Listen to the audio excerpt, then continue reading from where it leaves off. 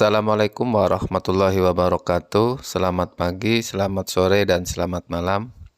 Baiklah kawan-kawan semua calon anggota PPS tahun 2024. Saya ucapkan terima kasih bagi yang sudah subscribe channel ini dan sudah menonton video-videonya. Dan bagi yang belum, saya ucapkan selamat datang dan selamat menikmati dan menonton videonya. Semoga video yang saya bagikan ini bisa bermanfaat bagi kita semua tentunya.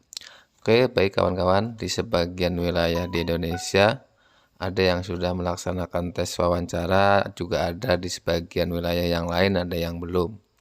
Jadi dalam video kali ini saya akan mencoba mengulas sedikit tambahan materi tentang tugas, wewenang, dan kewajiban panitia pemungutan suara atau tugas wewenang PPS nantinya. Mudah-mudahan kita semua yang melamar menjadi anggota PPS diberikan kemudahan dan kelancaran dalam proses wawancara dan kita semua bisa diterima menjadi anggota PPS. Oke, langsung saja. Pembahasan yang pertama yaitu terkait tugas panitia pemungutan suara.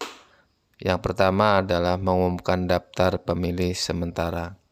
Kemudian yang kedua, menerima masukan dari masyarakat tentang daftar pemilih sementara. Kemudian yang ketiga, melakukan perbaikan dan mengumumkan hasil perbaikan daftar pemilih sementara. Keempat, mengumumkan daftar pemilih tetap dan melaporkan kepada KPU Kabupaten atau Kota melalui PPK. Kemudian yang kelima, melaksanakan semua tahapan penyelenggaraan pemilu di tingkat kelurahan desa atau yang disebut dengan nama lain yang telah ditetapkan oleh KPU, KPU Provinsi, KPU Kabupaten atau Kota, dan PPK. Yang keenam, mengumpulkan hasil penghitungan suara dari seluruh TPS di wilayah kerjanya. Ketujuh, menyampaikan hasil penghitungan suara seluruh TPS kepada PPK. 8. Melakukan evaluasi dan membuat laporan setiap tahapan penyelenggaraan pemilu di wilayah kerjanya. Kemudian yang ke-9, melaksanakan sosialisasi penyelenggaraan pemilu dan atau berkaitan dengan tugas dan wewenang PPS kepada masyarakat.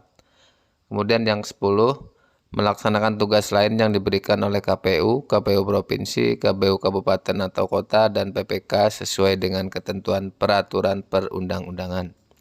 Kemudian yang ke-11, melaksanakan tugas lain sesuai dengan ketentuan peraturan perundang-undangan.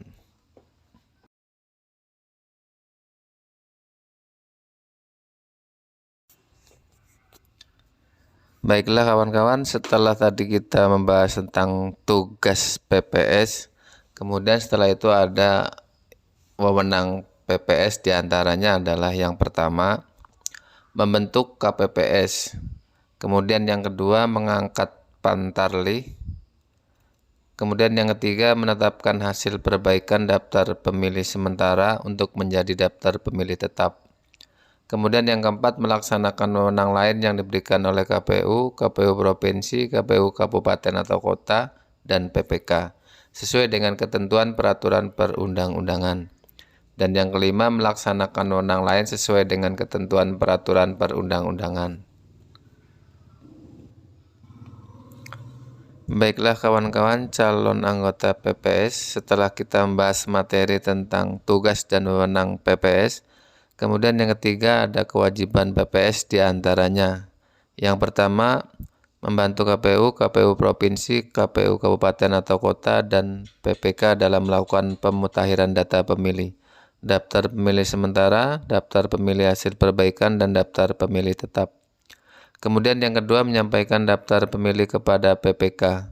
Kemudian yang ketiga, menjaga dan mengamankan keutuhan kotak suara setelah penghitungan suara dan setelah kotak suara disegel. Keempat, meneruskan kotak suara dari setiap PPS kepada PPK pada hari yang sama setelah rekapitulasi hasil penghitungan suara dari setiap TPS. Kemudian yang kelima, menindaklanjuti dengan segera temuan dan laporan yang disampaikan oleh Panwaslu Kelurahan atau Desa. Kemudian yang keenam, membantu PPK dalam penyelenggaraan pemilu kecuali dalam hal penghitungan suara. Kemudian yang ketujuh, melaksanakan kewajiban lain yang diberikan oleh KPU, KPU Provinsi, KPU Kabupaten atau Kota, dan PPK sesuai dengan ketentuan peraturan perundang-undangan. Dan yang kedelapan adalah melakukan kewajiban lain sesuai dengan ketentuan peraturan perundang-undangan. Baiklah kawan-kawan semua calon anggota PPS yang berbahagia, demikianlah materi kita pada kesempatan kali ini. Semoga bermanfaat dan bisa membantu kita semua dan saya ucapkan wassalamualaikum warahmatullahi wabarakatuh.